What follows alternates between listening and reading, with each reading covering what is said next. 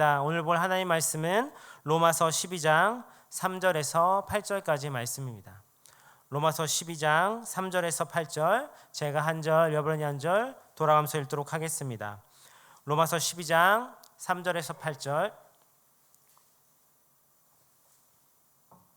제가 먼저 3절 읽습니다. 내게 주신 은혜로 말미암아 너희 각 사람에게 말하노니 마땅히 생각할 그 이상의 생각을 품지 말고 오직 하나님께서 각 사람에게 나눠주신 믿음의 분량대로 지혜롭게 생각하라.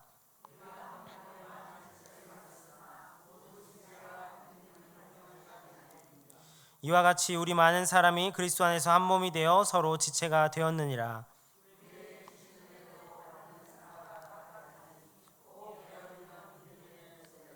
혹 섬기는 일이면 섬기는 일로, 혹 가르치는 자면 가르치는 일로,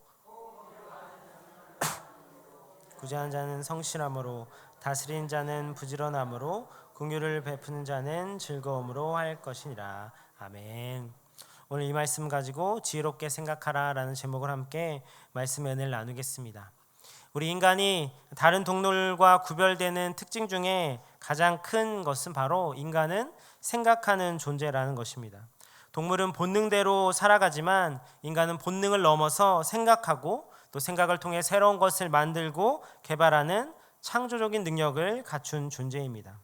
그리고 무엇보다 인간이란 존재는 생각을 통해 무엇이 옳은지 무엇이 그른 일인지를 분별할 수 있는 선한 양심과 지혜를 소유하고 있습니다. 오늘 3절에 이렇게 말씀합니다. 우리 다 같이 읽겠습니다. 시작. 내게 주신 은혜로 말미암아 너희 각 사람에게 말하노니 마땅히 생각할 그 이상의 생각을 품지 말고 오직 하나님께서 각 사람에게 나눠주신 믿음의 분량대로 지혜롭게 생각하라. 아멘. 오늘 본문에서는 우리 그리스도인들에게 지혜롭게 생각하라 라고 말씀하고 있습니다. 여기서 지혜롭게 라고 번역된 말은 원래는 술 취하지 않은 상태를 의미합니다. 그래서 이 안에 있는 의미는 똑똑한 정신을 가지다, 건전한 마음을 가지다, 침착하다 라는 뜻으로, 다시 말해 지혜롭게 라는 것은 아주 정확하고 실제적이라는 의미를 갖고 있습니다. 그래서 이 부분을 해석한다면 믿음의 분량대로 똑똑한 정신을 가지고 냉정하도록 계속해서 생각하라 라는 의미가 될 수 있습니다. 그렇다면 왜 우리 그리스도인들은 똑똑한 정신을 가지고 냉정하도록 이렇게 생각하며 살아야 할까요? 그것은 우리가 하나님 보시기에 합당한 삶을 살아야 하기 때문입니다. 그리스도의 삶의 핵심을 한마디로 한다면 하나님 사랑, 이웃 사랑입니다. 그런데 우리가 이런 삶을 살려면 무엇이 필요한지 정확하고 실제적으로 우리가 생각해야 한다는 것입니다. 그냥 그렇게 해야 한다라는 막연한 생각이 아니라, 그래서 과연 구체적으로 내가 무엇을 할지를 생각하는 것이 지혜롭게 생각하라라는 것입니다. 우리 그리스도인들은 하나님을 어떻게 사랑하고 섬길까, 혹은 이웃을 어떻게 사랑하고 섬길까를 생각해야 합니다. 그리고 이것을 개인적으로 혼자만 잘하는 것이 아니라 하나님이 세우신 교회라는 신앙 공동체를 통해 하나님과 이웃을 사랑하고 잘 섬기는 방법을 함께 이루어가야 하는 것입니다. 그러기 위해서 우리는 지혜롭게 생각할 줄 아는 분별력이 필요합니다. 그래서 오늘 말씀을 통해 우리가 과연 지혜롭게 생각하려면 어떻게 할지를 함께 나누길 원합니다. 그렇다면 지혜롭게 생각하려면 어떻게 해야 할까요? 첫째는 자기 분수를 알아야 합니다. 쉽게 말하면 주제 파악을 해야 합니다. 오늘 본문은 아니지만 2절 말씀이 이렇게 말씀합니다. 너희는 이 세대를 본받지 말고 오직 마음을 새롭게 함으로 변화를 받아 하나님의 선하시고 기뻐하시고 온전한 뜻이 무엇인지를 분별하도록 하라라고 말씀합니다. 왜 하나님의 뜻을 분별해야 합니까? 그것은 하나님의 뜻대로 살기 위해서입니다. 그리스도의 삶은 하나님의 뜻을 이루는 선한 통로, 선한 도구로 사는 것이라고 말할 수 있습니다. 그리고 우리가 이런 삶을 살기 위해서 무엇보다 중요한 것은 하나님을 신뢰하고 그 하나님을 의지하는 것을 배우며 살아가는 것입니다. 그런데 하나님을 의지하고 신뢰하는 일에 가장 커다란 방해가 있다면 그것은 바로 자신에 대한 잘못된 생각입니다. 쉽게 말하면 자기 분수를 모르는 것입니다. 사람은 자기가 자기 일을 제일 잘 알 것 같아도 어쩌면 가장 가까이 있는 본인이 본인 스스로를 잘 알지 못합니다. 주제 파악이 되지 않는 것입니다. 그러다 보니 사람들은 자기 중심으로 살아갑니다. 자기에 대한 잘못된 생각을 인해서 자기 중심대로, 자기가 생각하는 대로 살아가는 것입니다. 이렇게 자기 자신에 대한 잘못된 생각에는 크게 두 가지 성향을 나타내는데, 하나는 자기 비하이고 또 하나는 자기 교만입니다. 자기 비하는 자기에 대해 과소평가하고, 교만은 자기에 대해 과대평가하는 것입니다. 자기 비하는 열등감에 사로잡혀 본인을 향한 하나님의 뜻과 계획을 보지 못하고 스스로를 낮추고 비하하는, 망치는 경우를 말합니다. 요즘 세대 사람들이 이런 열등감과 과소평가에 많이 빠져 있는 것 같습니다. 세상에 바라보는 매체 속에서 그들의 좋은 모습, 또 우월한 모습만을 보다 보니 그것에 비해 나는 너무 열등하고 부족하고 연약하기에 난 아무것도 할 수 없다, 그래서 나는 그냥 포기하겠다라는 것으로 이어지는 모습입니다. 물론 이렇게 열등감을 가진 사람들은 자기 부족함을 알기 때문에 포기하는 것에 가지 않고, 거기서 그렇다면 내가 무엇을 의지할까? 하나님을 의지하자라는 방향성으로 갈 좋은 가능성도 있습니다. 그런데 자기 교만은 그렇지가 않습니다.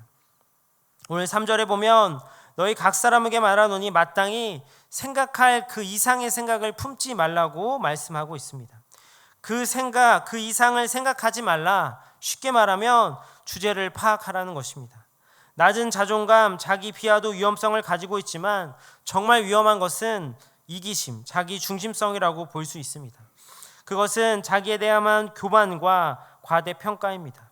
왜냐하면 사람이 교만하게 되면 자기 자신이 주인인 줄 착각하며 살아가기 때문입니다. 이런 사람은 결코 하나님을 찾지 않고 스스로 잘나서 내가 모든 것을 다 할 수 있다고 생각합니다. 그런데 우리가 너무나도 잘 아는 잠언 16장 18절은 무엇라고 말씀합니까? 교만은 패망의 선봉이요 거만한 마음은 넘어짐의 앞잡이라고 말씀하고 있습니다. 이것은 믿지 않는 자들에게만 통용되는 것이 아닙니다. 우리 믿는 사람 가운데도 이렇게 교만 가운데 있는 사람들이 있습니다. 그래서 우리는 스스로를 늘 돌아보고 자기 분수를 알아야 합니다. 자기 주제를 잘 파악해야 합니다. 우리가 구원받은 것이 어떻게 된 것입니까? 내가 잘나서입니까? 내가 뛰어나서입니까? 내가 분수가 너무나도 넘쳤기 때문에 하나님이 나를 구원해 주신 겁니까? 그렇지 않습니다. 우리는 아무것도 하지 못하였고 아무것도 할 수 없었고 우리의 능력과 공로가 아닌 오직 하나님의 은혜로 된 것입니다. 그렇기 때문에 우리가 자랑할 것이 없습니다. 우리가 내세울 것이 없습니다. 또한 우리가 구원받았다는 사실이 우리가 완벽한 존재가 된 것도 의미하는 것은 아닙니다.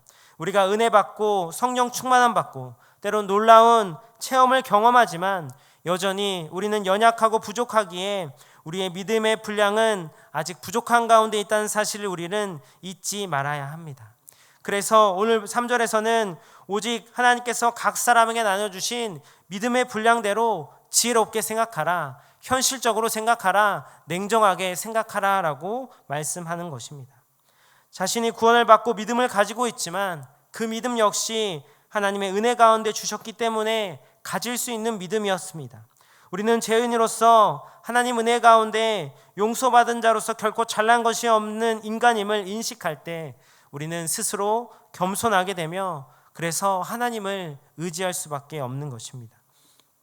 물론 우리가 하나님 앞에 하나님의 사랑받는 자녀이고 하나님의 은혜를 받은 귀한 사람이라는 인식을 갖는 것은 매우 소중합니다. 그런데 이것이 도를 넘어 나만이라는 생각에 빠지면, 나만이라는 교만에 빠지면 아주 곤란합니다.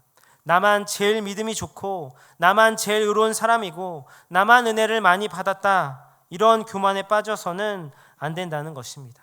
그렇기 때문에 우리가 기도를 많이 하면 할수록, 헌신을 하면 할수록, 은혜를 받으면 더 받을수록 내가 잘나서 나만 하고 나만 얻고 나만 할 수 있다라는 교만의 자리에 앉는 것이 아니라 하나님을 섬기고 이 넘치는 은혜를 주신 하나님을 바라보며 나도 내가 받은 그 은혜를 나눠줄 수 있는, 보이지 않게 주위의 사람들을 섬기는 그런 낮은 자리에 설 수 있는 자가 되어야 하는 것입니다. 내 자신을 올바로 돌아보고 겸손함으로 하나님과 그리고 이웃 앞에 설 수 있는 저와 여러분 되시기 바랍니다.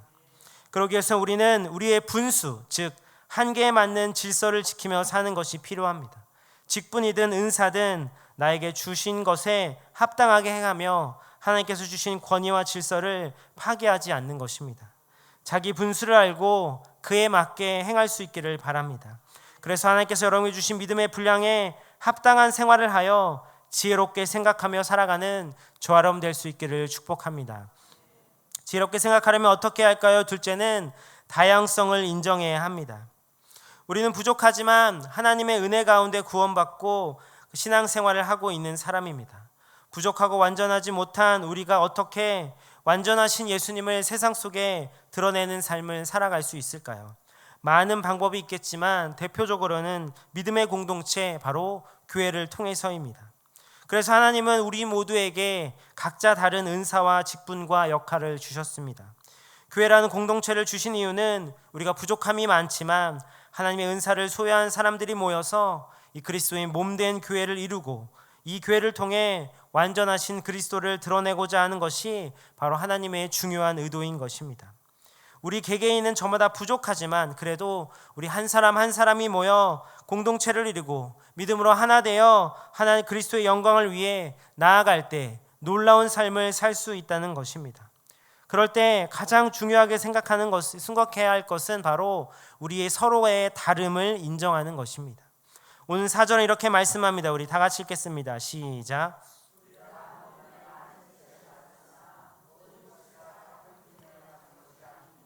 4절에 보면 우리가 한 몸이 많은 지체를 가졌으나 모든 지체가 같은 기능을 가진 것 아니다. 우리가 서로 다 다르다라고 분명히 말씀하고 있습니다.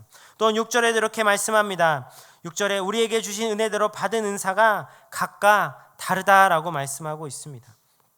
다르다는 것은 틀렸다는 것이 아닙니다. 정죄와 판단의 기준이 되는 것도 아닙니다. 오히려 그 사람이 나와 다르기 때문에 나에게 그 사람이 필요하다는 것이 의미합니다. 그래서 5절은 이렇게 말씀합니다. 우리 다 같이 읽겠습니다. 시작. 이와 같이 우리 많은 사람이 그리스도 안에서 한 몸이 되어 서로 지체가 되었느니라. 아멘. 서로 지체가 되었다는 말은 서로가 서로를 필요한 사람이 되었다는 말입니다. 왜 필요하겠습니까?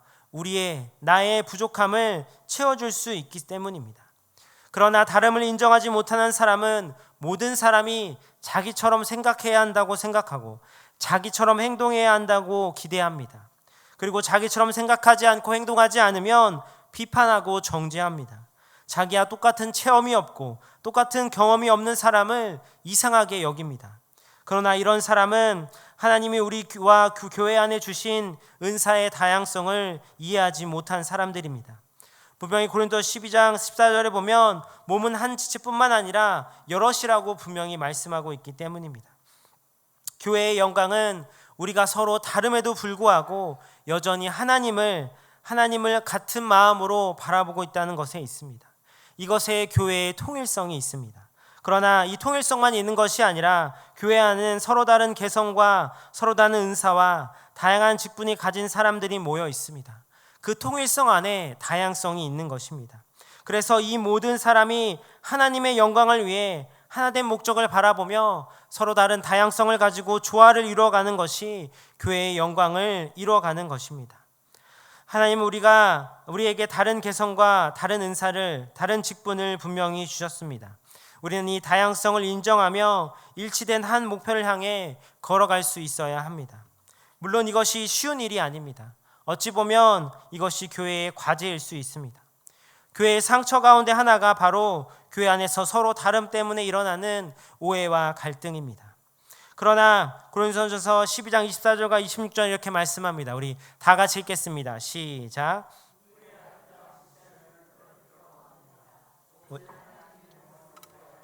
부족한 지체에게 귀중함을 더하사 몸 가운데 분쟁이 없고 오직 여러 지체가 서로 같이 돌보게 하셨느니라. 만일 한 지체가 고통받으면 모든 지체가 함께 고통받고 한 지체가 영광을 얻으면 모든 지체가 함께 즐거워하느니라. 아멘. 서로의 다름으로 인한 분쟁과 그로 인한 지체에 받은 상처, 그것은 그 사람만의 문제가 아니라 온 교회의 문제이고 온 교회의 고통인 것입니다. 왜냐하면 교회는 한 몸이기 때문입니다. 한 몸의 지체가 모든 같은 기능과 같은 능력만을 갖고 있다면 과연 그것이 온전한 몸이라고 할 수 있겠습니까?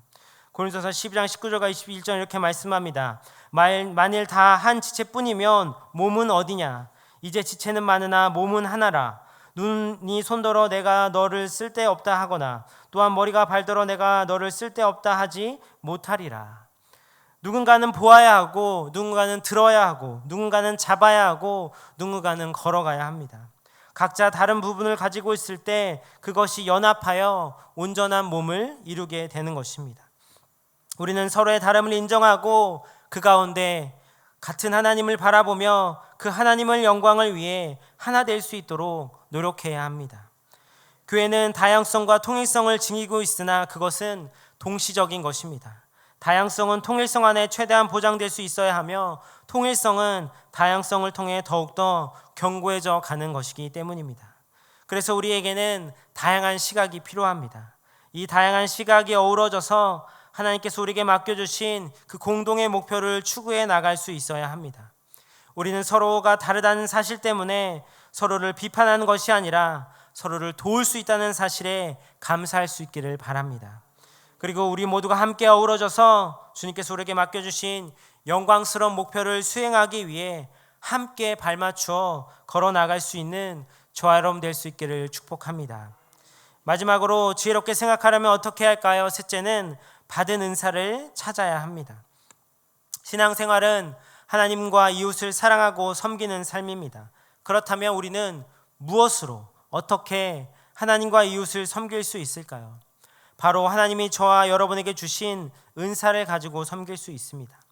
하나님은 저와 여러분에게 각기 다른 은사와 재능을 선물로 주셨습니다.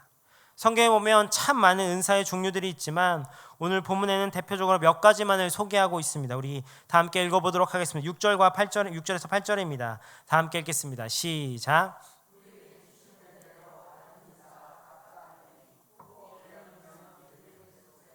혹 섬기는 일이면 섬기는 일로, 혹 가르치는 자면 가르치는 일로, 혹 위로하는 자면 위로하는 일로, 구제하는 자는 성실함으로, 다스리는 자는 부지런함으로, 긍휼을 베푸는 자는 즐거움으로 할 것이라. 아멘. 여기서 나온 은사만이 아니라 수많은 은사가 우리에게 주어졌습니다. 그리스도인의 가장 중요한 의식은 내게 주신 그 하나님의 은사를 가지고 어떻게 하나님의 영광을 드러낼까, 내 안에 계신 주님을 드러내는 삶을 살까 하는 데 있습니다. 그리고 그 방법이 하나님과 이웃을 섬기는 것을 통해 나타나게 되는 것입니다. 그리고 이 섬김은 나 혼자만의 섬김으로 끝나는 것이 아니라 교회라는 신앙 공동체를 통해 나타내게 되는 것입니다. 왜냐하면 혼자만으로는 부족하기 때문입니다. 혼자만의 노력으로는 부족할 수 있습니다. 따라서 하나님께서 세우신 교회를 통해 서로 다른 은사를 가진 사람이 함께 모여 서로 부족한 것을 채우고 도움으로 하나 되어 주의 영광을 드러내도록 하신 것입니다. 성경은 교회가 그리스도의 몸이라고 했습니다. 그리고 그리스도의 교회에 속한 우리 각자 한 사람 한 사람이 모두 그리스도의 지체들입니다. 이 지체들이 한 사람 모여서 교회는 온전한 그리스도의 몸으로서 제 역할을 할 수 있는 것입니다. 손과 발이 하는 역할이 다르고 손가락과 발가락이 하는 역할이 다릅니다. 우리는 그것을 인정하고 함께 나 안에 있는 은사는 무엇인지를 발견하고 그 은사를 찾고 그 은사를 부끄러워하는 것이 아니라 그 은사를 드러내어 함께 합력하여 선을 이루어가야 하는 것입니다.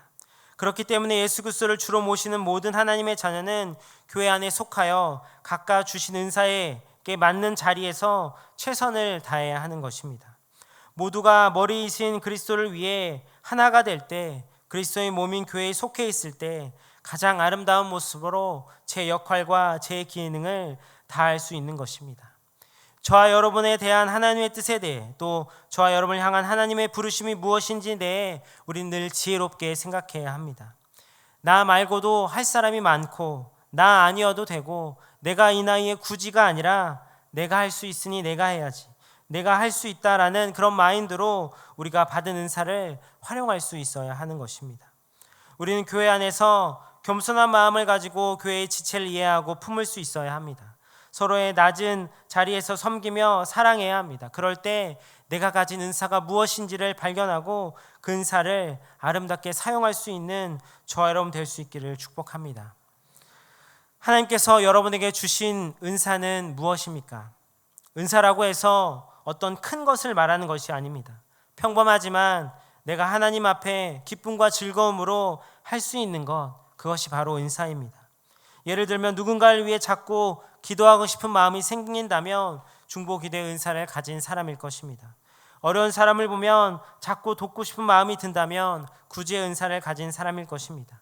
교회 안에 무엇인가 부족한 것을 내가 발견한다면 내가 그것을 해야 하는 사람임을 우리는 깨달아야 하는 것입니다.